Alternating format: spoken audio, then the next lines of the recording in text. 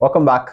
Today's episode, we have someone who has been in the play and writes industry for a very, very long time. Well, his play was the first and has also been the only play that I've actually been to.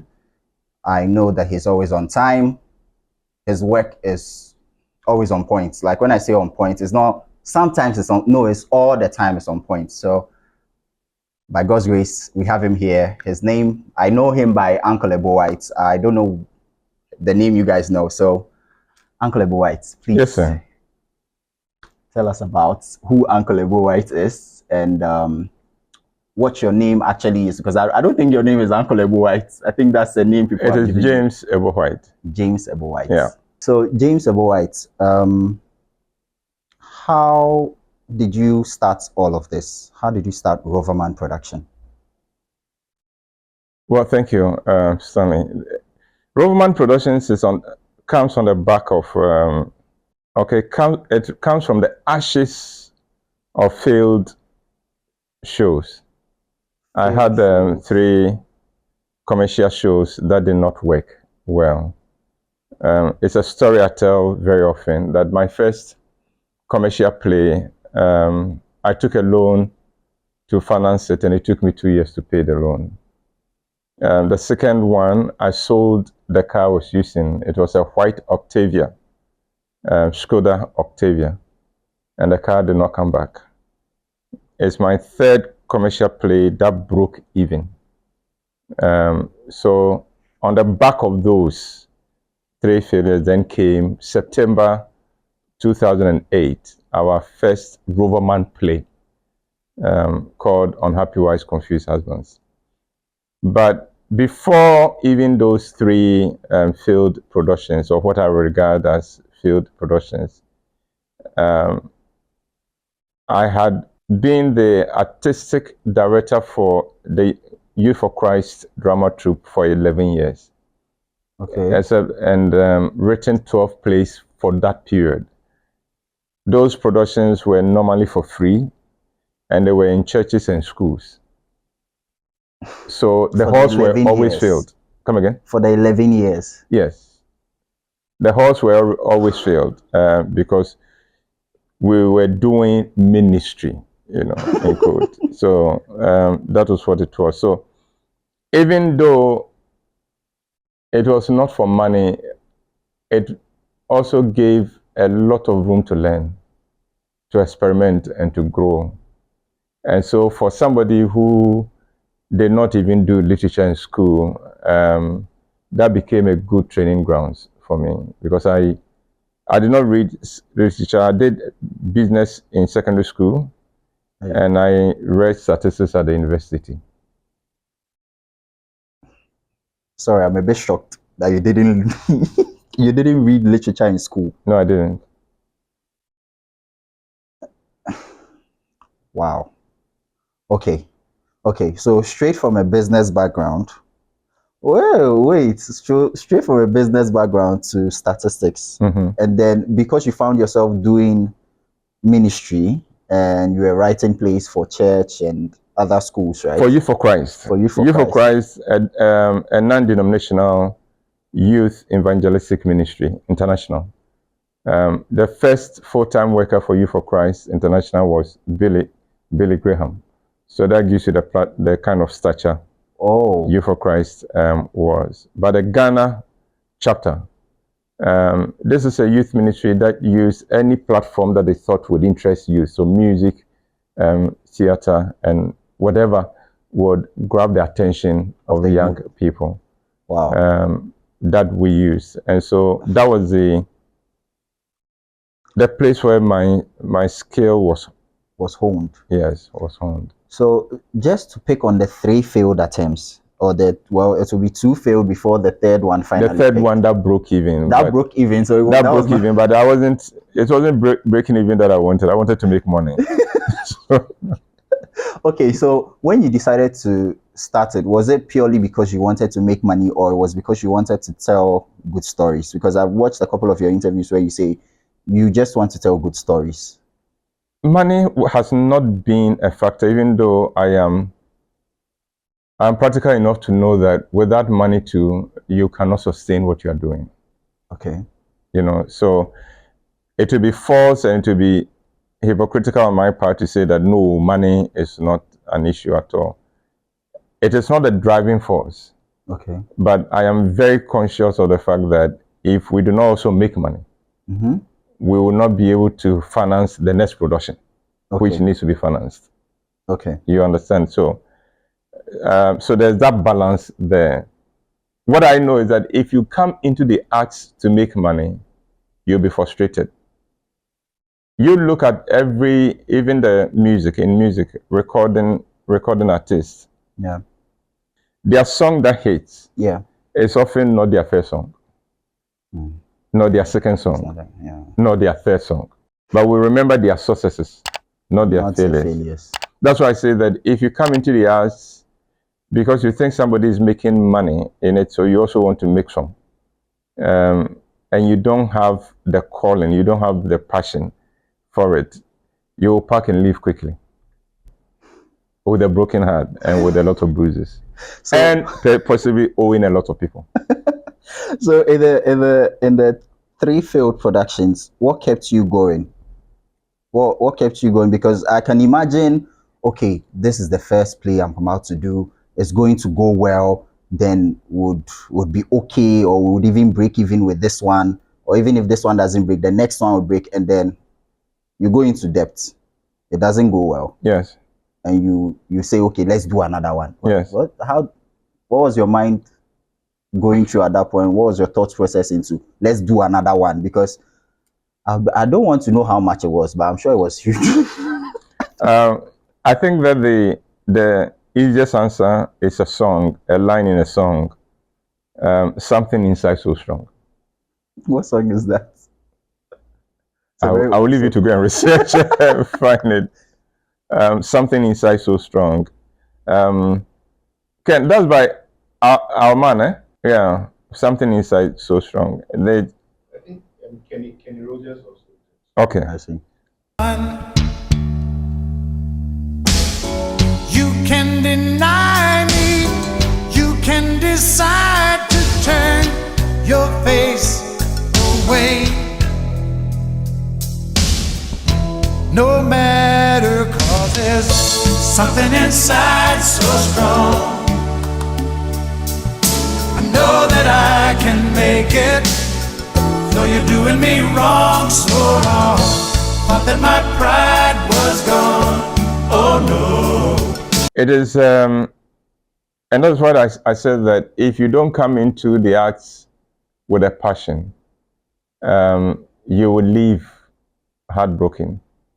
And not just heartbroken, you will leave a broken person. So each of those failures, of course, devastated me. And each of them took about 2 years to recover. Okay. To recover financially, to recover Physically, emotionally, and mentally. every other way. To be able to now even hope for the next one. 2 years.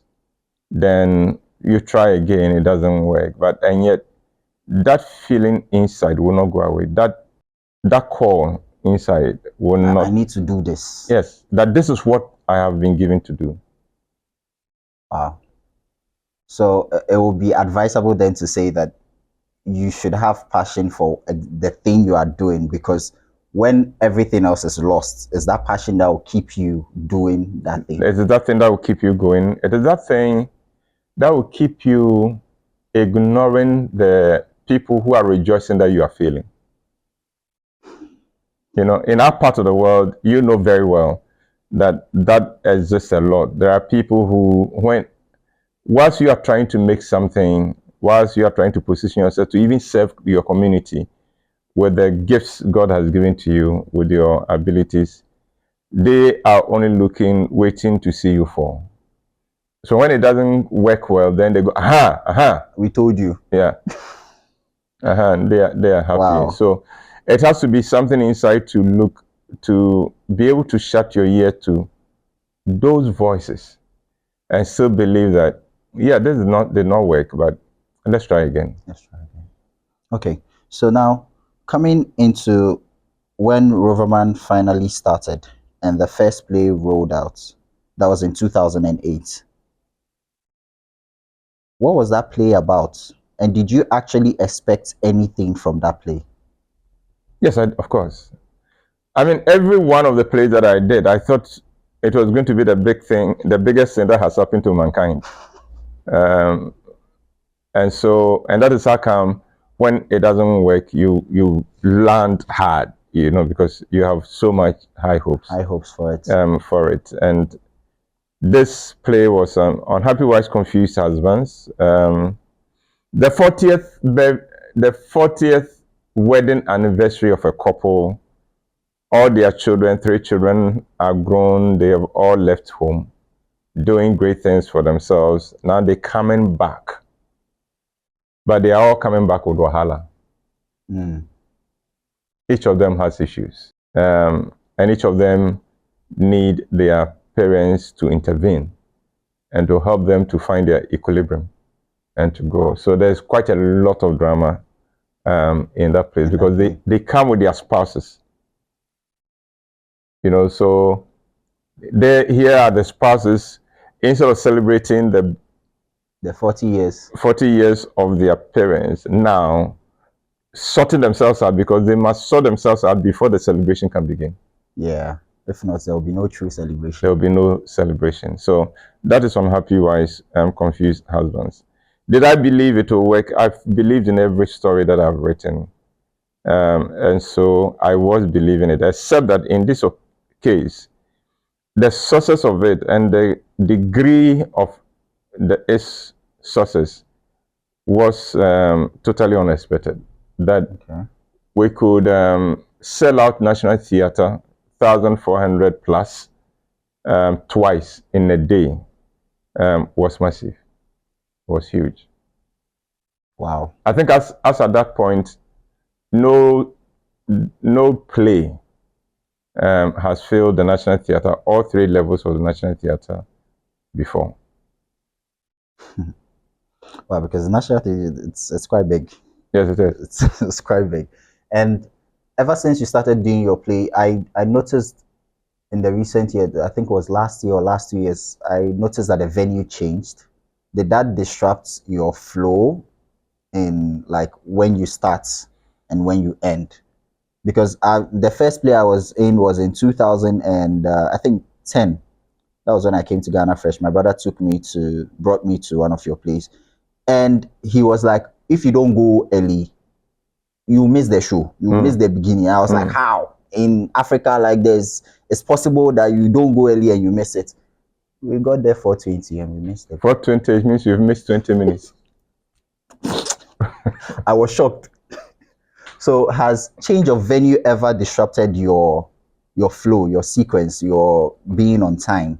We take our productions on the road. So we've been to Kumasi, Takoradi, Tamale, Sunyane, Ho, Koforidua, and all those places. Never started any of them late. So where from this thought that, okay, creative people are always late, and for whatever reason, they'll definitely show up 10 minutes, 20 minutes late? No, not in my case. My philosophy is that nobody asks you to set the time. You set the time. So you should show up. Yes, you said you'll be ready to entertain us at 4. And I believed you.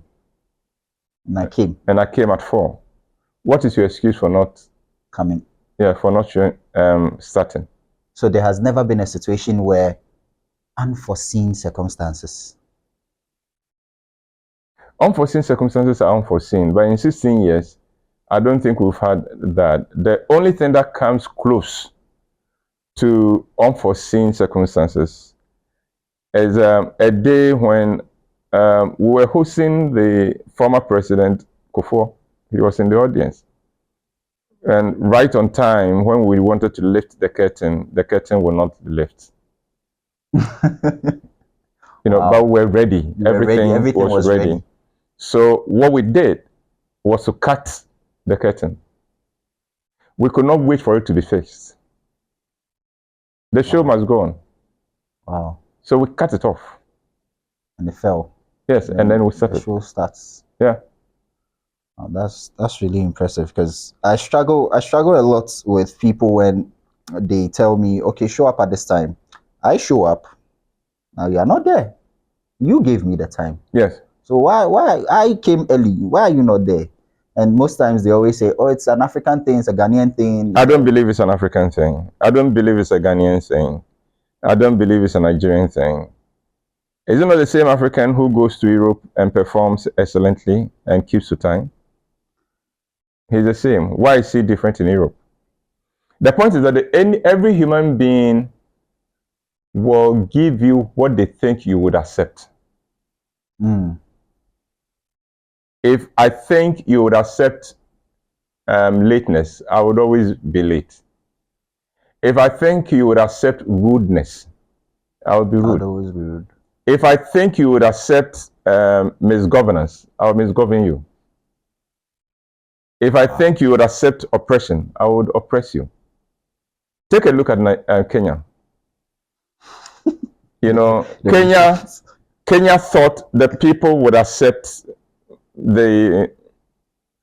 making their lot worse than it has always been. Yeah. You know, so tighten them, demand more, put taxes on everything that you can tax. And they thought that people would accept it. When the Gen Z rose up and said, we won't accept it, what happened? Scatter everywhere. They backed off. Yeah. People will give you what they think you would accept. You would accept. And whatever they will get away with, they would try and get away with it unless you let them know this is not on. This is not on. Amazing. So tell me about your process in writing any of the plays that you've written, or because I know by now you'd have a particular sequence you follow through to making sure that this play comes out well. They do a quick draft. When I'm writing a draft, I don't try to aim for perfection. I'm just trying to bring the idea that is flowing through my mind onto paper. Okay. Having done that, leave it for about a week, come back and read it. Why leave it for a week?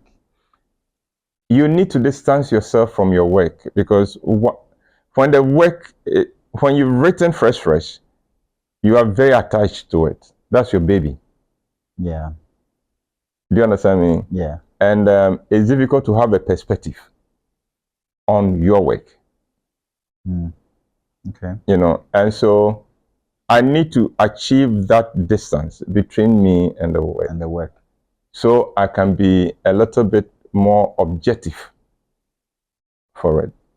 So I take it, read through it, make drastic revisions as much as possible. Then when that is done, wait for a day or two, read through it again, see how it hits me. And then when I am satisfied that I think I have a good story, then I have a theater group with about 190 people. I bring about 20 of them together with my staff. I have a staff of about 11 together to read it. And as they read it, I look at their body language. I look at how they are taking the story. After we've read it, we then discuss it. So this reading is in person? In person reading? In person, yeah. We're sitting around a table and reading. So the parts are shared between among the people who are present, and then we read. Everybody has a script, so everybody can know what we're reading. And then after that, the discussion follows. And the 20 people I would have brought together are people selected for their independent thought. People will not be afraid to tell me, this is not working, this is not good enough. So they're not friends, they're not family members? Or even if they are family people, I look for people. No, normally not family people. My family people would be the fourth level to read it. I see. So we read it, they criticize, we tear the story apart, we interrogate the story, we interrogate the characters, we tear everything apart, and then I go away and revise. Meet them about a week later. Okay. The same 20 people with 10 more people who were not there the first time. Okay. So we read it again. And now I'm watching the reaction of the two sets of people, those who know the story and those who are hearing it for the first time. Then after that, the discussion goes. We have the discussion again, as vigorously as it was before. If they are satisfied, then it goes to the full group of about 190 people. So I select people who rehearse the reading so that the reading will be as close to like a radio theater as possible. Okay. So because the 190 people will not have scripts, so they are just hearing the reading. So the reading must be, the pronunciation must be good, the mood should be there, the characterization should begin to come up. Then that also results in a discussion. Now, if they do not approve of that story is dead. Is dead? Yes. Not to be revised? If it can be salvaged, yes, then revise. But otherwise, go bring a different story. But that will be your work, everything that you've done up to that point. So,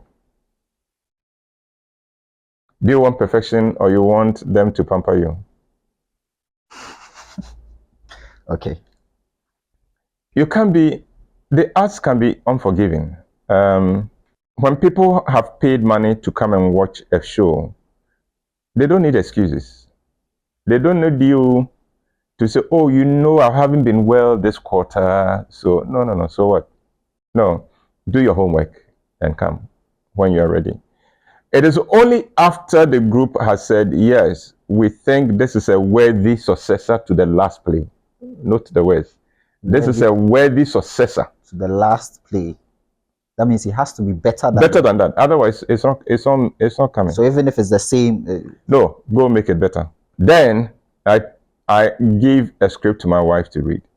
She's my most difficult critic. I've been married for 41 years. After 41 years, it's not easy to impress your wife. She's seen everything. Oh, she knows you in and out. I mean, she's not afraid of you. So she can read it and ask questions and point whatever needs to be improved and tightened up to you. Would look at the theme, look at the characters, and typically she would ask, what are you trying to achieve with this story? Oh, okay, that's what you want to achieve? Well, reading it, this is the impression I got. I got the impression that this is what you are rather looking at. Oh, really?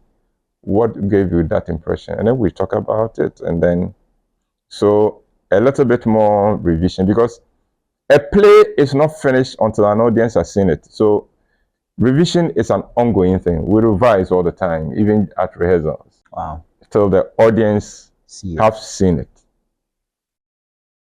Even then, after every showing, if any new idea comes as to how we can make it a better thing, it will be in the next showing of the play. So you can come and watch a show at 4 and come back at 8, same day, and see some little tweaking here and there. How do the characters adapt to these changes? Because if it's this way, if I am the one who has learned a script in a particular way, I've learned the moves, and then we make small tweaks like this, I may forget. You'll forget. You forget and stand there.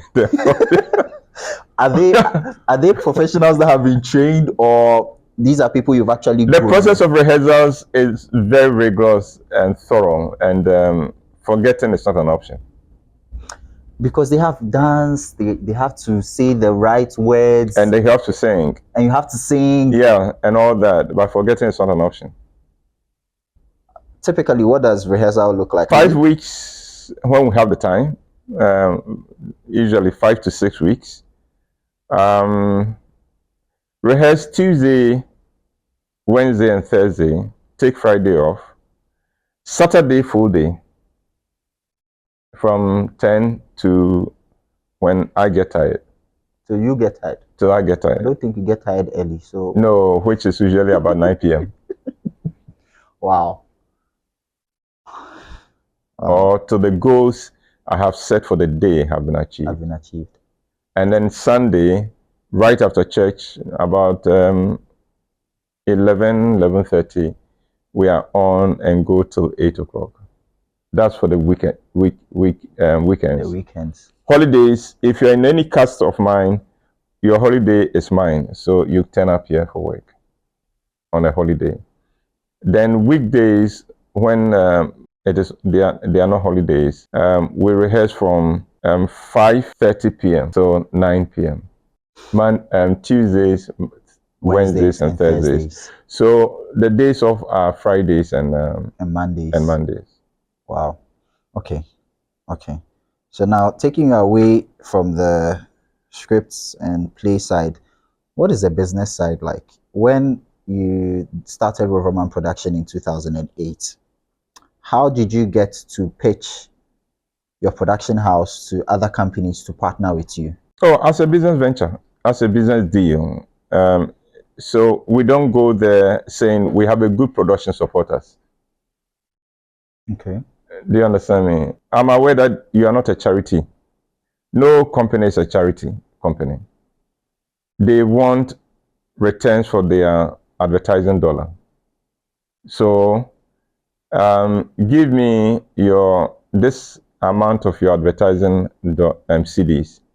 I would guarantee you this number of eyeballs. Okay. I will guarantee you this level of exposure in the marketplace.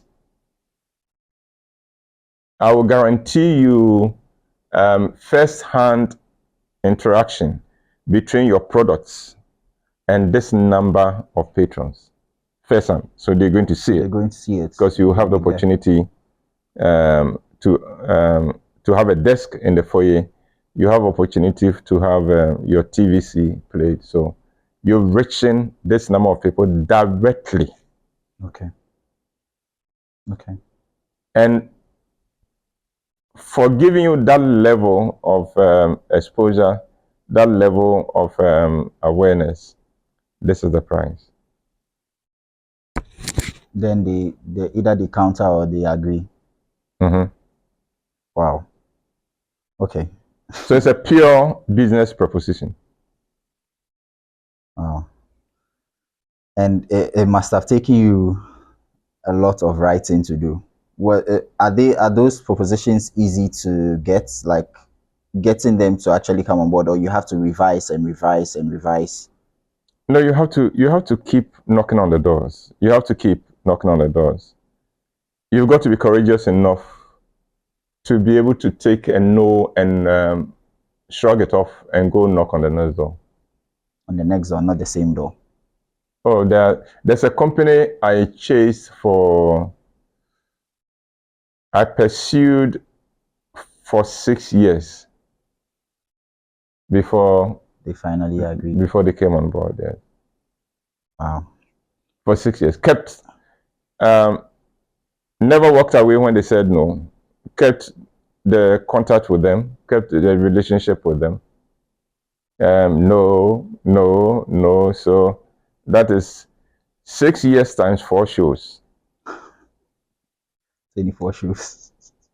Always make sure they know a show is coming. Always make sure the key people have complimentary tickets to come and watch.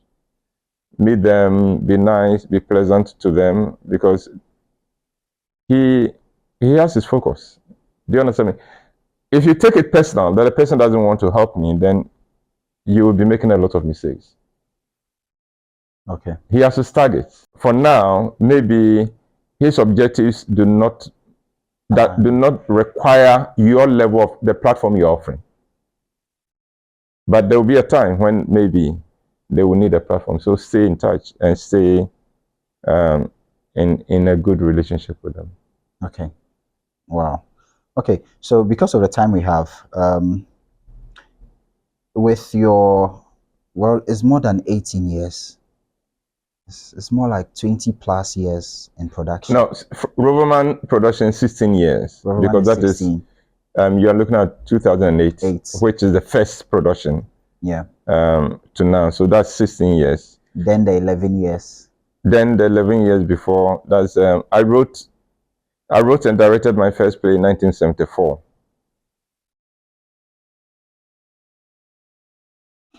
Okay. 40 years.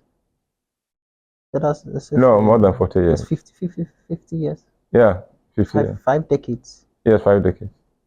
So you've been honing this craft for 5 decades. Okay. So for every decade, advise us. Because 5 decades is a lot of decades. So learn your craft. Learn it. Don't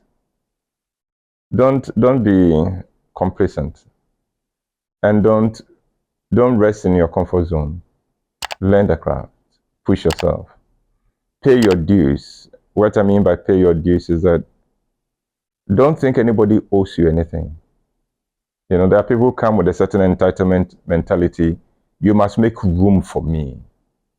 No. Serve. You serve the platform. You serve the people who are already out there. It doesn't pay to go and pull anybody down. It doesn't pay to rubbish anybody so you can rise. The people are already there. Find out what are they doing, how are they doing it, what can I learn? Because you can learn from them. If they give you the opportunity to be a part of their production, go learn, serve, genuinely, be interested. In so doing, you may learn a few things, and you may, when your opportunity comes, you can take it. So pay your dues. Have a long-term mentality, not a short-term.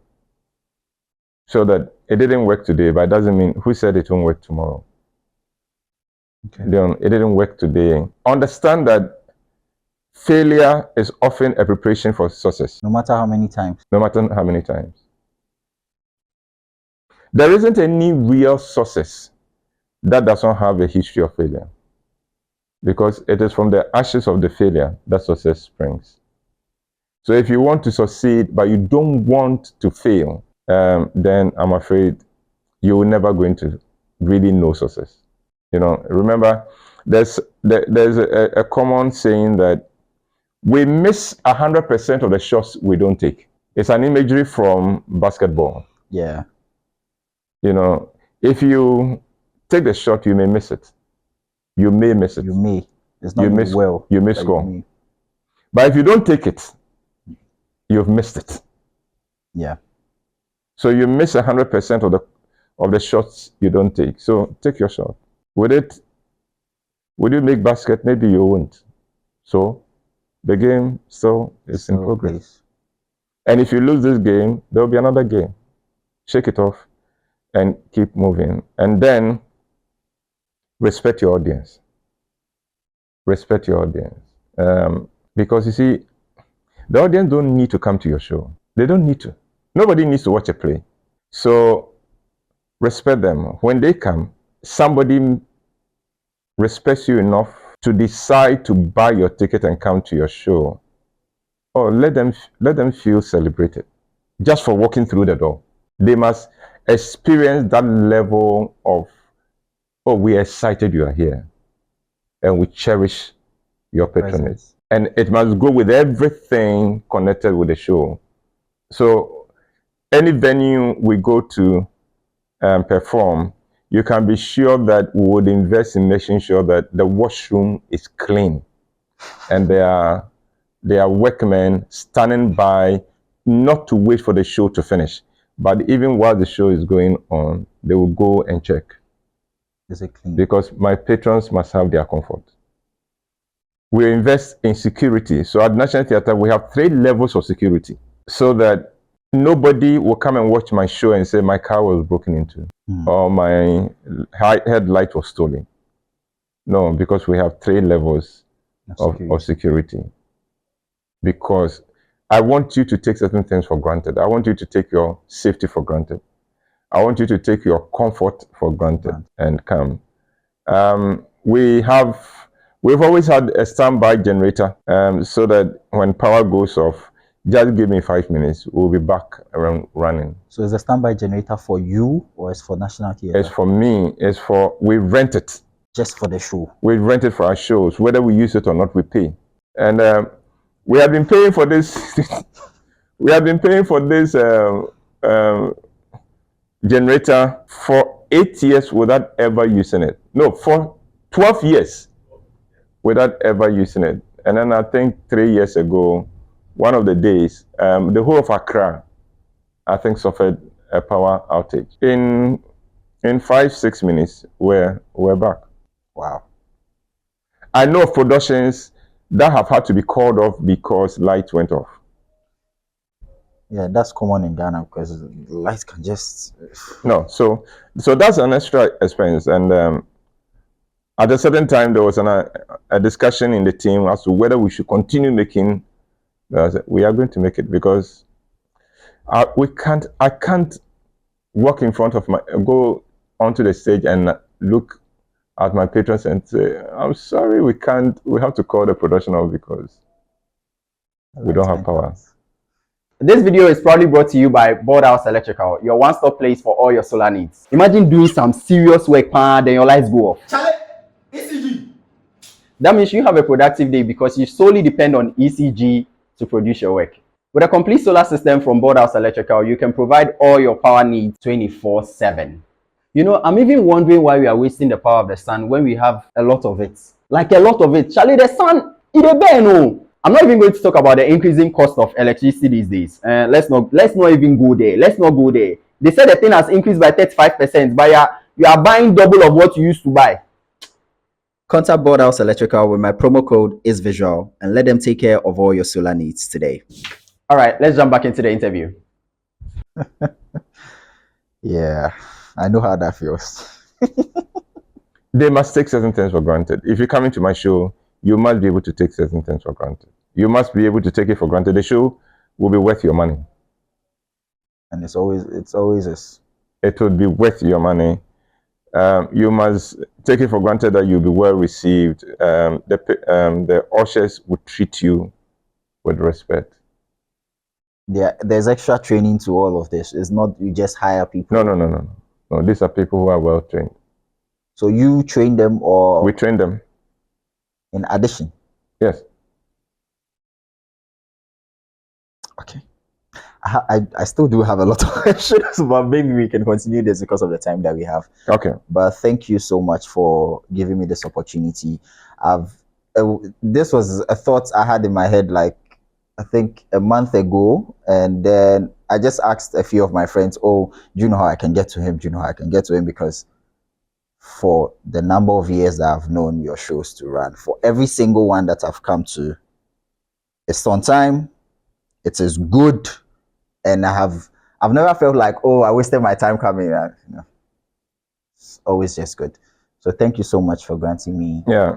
If you came to our show and did not enjoy it, it isn't the show. Then it means you came with problems of the house. No, but even on days that you come. No, I'm saying this because let me tell you a story. A young man who has been watching our shows comes with a girlfriend to watch the show, and he goes away. And I think he tells Ken that he didn't enjoy the show. Surprisingly, it is not characteristic of Uncle Ebo to disappoint, but he thinks he was disappointed. So we encourage him, come and watch it again. So this time he came without a girl. And he comes out and says, "This is the best. This is the best you have ever done." Yeah, he came with trouble. He didn't come correct. Wow. But Stanley, thank you for having me. I appreciate that. Let's do this again sometime. All right, sir. Okay. Thank you so much. All right.